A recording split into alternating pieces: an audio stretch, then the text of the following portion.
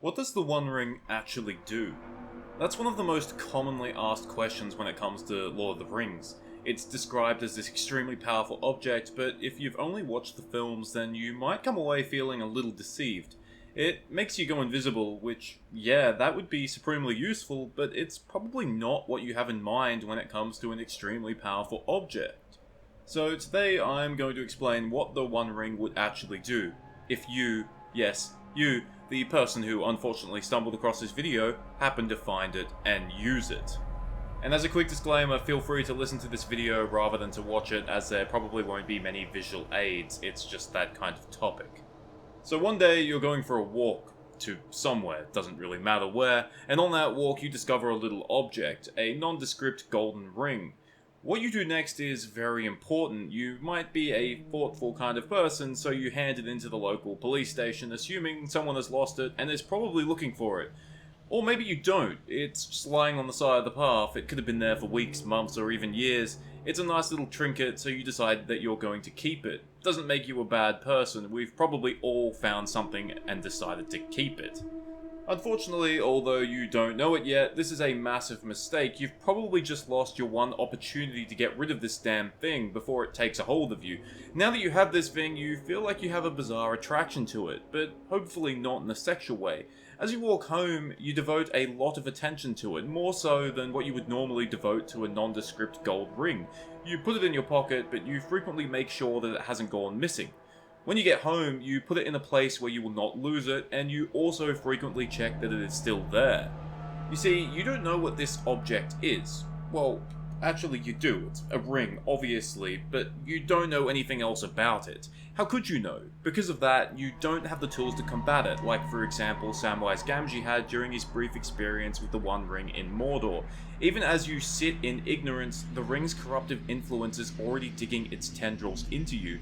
See, we often think of the One Ring as only being able to corrupt those with high ambition, but that isn't true. It can corrupt anyone, and depending on your character, that corruption may be slow, or it may be extremely quick. Smeagol, for example, was an unambitious young hobbit, yet the One Ring corrupted him near instantly. Moving on, you one day decide to wear the ring. Why not? It looks nice. Immediately, you notice the first major effect of the One Ring's power: invisibility. Okay, it's not true invisibility, but it's close enough. You're mostly shifted out of the physical world and into the spirit realm, or the unseen, or the wraith realm. Depends on how you want to put it.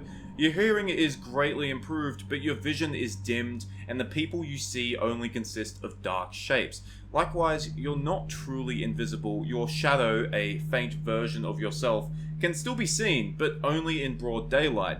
Still, this newfound ability is extremely useful, regardless of whether you use it for beneficial purposes or nefarious purposes. Still, you can't be invisible all of the time, so it's mostly not on your finger. It's in your possession though. But you also find it strangely addictive, despite how terrifying it should be. However, not all of the ring's powers are as extravagant. Many of them are more subtle, barely noticeable to anyone except maybe yourself. The first is that you find that you're better at everything. Okay, maybe not everything, but perhaps you were a singer beforehand. Now your singing is more captivating. Perhaps you were an athlete, and now you find that you're fitter, stronger, faster. You're more deft with a guitar. Your writing is more enthralling. Your ability to perform complex mathematical equations is far better. You're far more efficient at your trade. Any hobby, craft, or ambition you put your mind to, you suddenly find that you're better at it. Not astoundingly so, you don't have that kind of mastery over the ring, but think of it as a passive buff to all of your stats if you're a video game character. You don't have superpowers, but ever since you acquired this little bauble, you're simply better. The second power is far more frightening. Ever since you acquired the One Ring, you're far more coercive, persuasive than you have been in the past. People perceive you differently, they want to listen to you, sometimes even to do what you say, as if you have some natural charisma that has only shown itself now. You don't have the power to dominate people, that is far beyond your abilities, but nevertheless you have a newfound mastery over the minds and hearts of the people around you.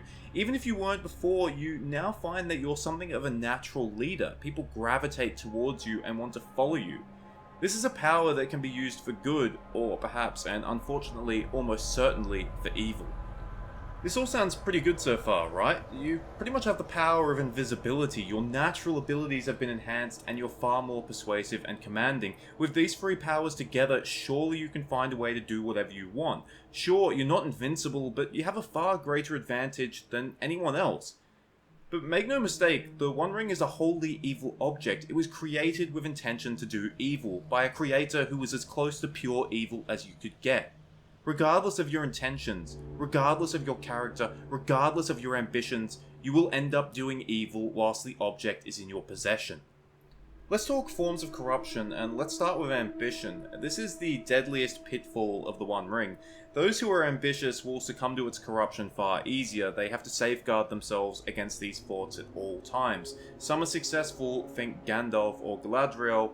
Others, like Boromir, are not so successful. But your ambitions aren't as grand as theirs. You're probably just a normal person. You haven't thought about ridding the world of evil, but nevertheless, you're still susceptible. Even something as simple as wanting to build a nice garden leaves you vulnerable to the One Ring's corruption. Let's say you only want money to live comfortably, to have a nice shelter and enough food to fill your stomach. Very basic ambitions that most people have. Except now the One Ring inflates those ambitions in your mind. Why have just enough when you can have more? And suddenly you fall into these traps. Charity becomes greed, humbleness becomes arrogance, and temperance becomes gluttony, amongst many other things. You don't want just enough anymore. And now the One Ring is changing your character, and you will start doing evil to get what you want. If the One Ring can't fool you to fall victim to false ambitions, then it will simply change you until you do. Now you might be thinking, well, some ambitions are purely good, so how can they become evil? Gandalf has a great example of this. Although he only desires to do good, the One Ring would pervert that desire, turning his goodness into self-righteousness. In his desire to do good, he would end up creating an impossible mold of goodness that people would have to conform to, and anyone who is deemed morally inferior would likely be exterminated. Galadriel also deals with this conundrum. She could use the One Ring to throw down Sauron, but she realizes that if you use the One Ring, you cannot destroy the Dark Lord. You will only replace them. In a real-world scenario, let's use world hunger, perhaps you want to solve it, and perhaps with the power of the One Ring, you have a chance of solving it. Starvation is a horrible thing. Solving world hunger is a wholly good ambition. How can it possibly be corrupted? Well, your ambition might stay the same, at least in your own mind, but the methods you use, the way you get there, that would change. You know there's enough food for everyone in the world, so maybe the reason for world hunger is that people are taking more than they need. Now you're solving world hunger by punishing those who are gluttonous, those who are wasteful, those who are corrupt, and on the surface, maybe that doesn't sound so bad, but then, who defines those characteristics? You. You define those characteristics. With your moral compass that is horribly out of balance, you punish those who you think deserve it, and in the end, you don't even solve the problem, you just replace it with something worse. The One Ring preys on ambition, but it also preys on weakness, and that is where we'll talk about strength of character. Whether you're of good character or of ill character, you will still eventually fall to the One Ring's corruption. Sure, a person of ill character will fall all the more quicker, and every evil deed they commit using the One Ring as a tool will further cement their enslavement to it. But even those of good character are not immune, because the One Ring preys on personal weakness and insecurities. We all find faults with ourselves or with our causes, and the Ring would exploit that, using it as a pathway to your heart. And once the One Ring has access to your true self, the person behind the mask, it can corrupt you all the more quicker. It can fill your head with delusions, doubts, and falsehoods. The more weaknesses you have, the faster it can corrupt your character. The short of this is that no one is immune to the One Ring, unless you're Tom Bombadil, but the less said about him the better. How does this apply in the real world? Well, you become a worse person. Think Gollum. You'd become more aggressive, less trustworthy, far more likely to commit evil acts. Even if your ambitions are ultimately good, the means you use to get there would become far more hurtful, more destructive, more careless. You'd even kill, use, or abuse people, and it would all be because of that damn ring.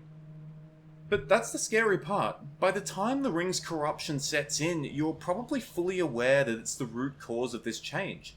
However, your addiction to it is growing stronger and stronger every day, hurtling ever closer to full enslavement. At this point, you want to get rid of it, you know you have to get rid of it, but you can't. You're not strong enough, and it's only getting worse. In time, your entire life will be dedicated to the One Ring. It'll be the only thought in your mind, the only real reason to live. This is exactly what happened to Gollum.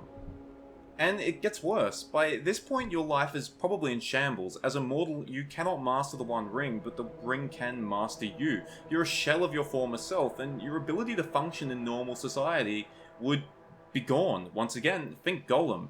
Maybe you end up in prison or in a mental institute, and even though you fight ferociously, the ring is taken from you. Maybe one day, the ring slips from your finger, or you mysteriously misplace it, and by the time you notice it, it's gone. It has betrayed you. Someone else will share the burden now. I say share because you aren't done with it. Even if you lose it, your life is now tied to the One Ring. And even though you no longer possess it, its effects run deep in you. It's the only thing that's still on your mind. Time goes on and on and on, and the need to find it becomes greater and greater. Or maybe you still have the One Ring. The ecstasy you feel in its presence consumes you, and time passes, far more time than what a human is supposed to live for. Your life is longer, but no better. You feel stretched thin, without energy or drive. Everyone you knew from your old life is long dead, and your presence in the world is that of a malevolent recluse, violent and uncaring. Ultimately, you fade from human sight, your body now permanently residing in the spirit realm. All people feel when you pass is a shadow, a wind, or a briefly chilling presence. You're now a wraith, and your time in the physical world is over. Life, as anyone would describe it, is now over for you. But you're not dead either.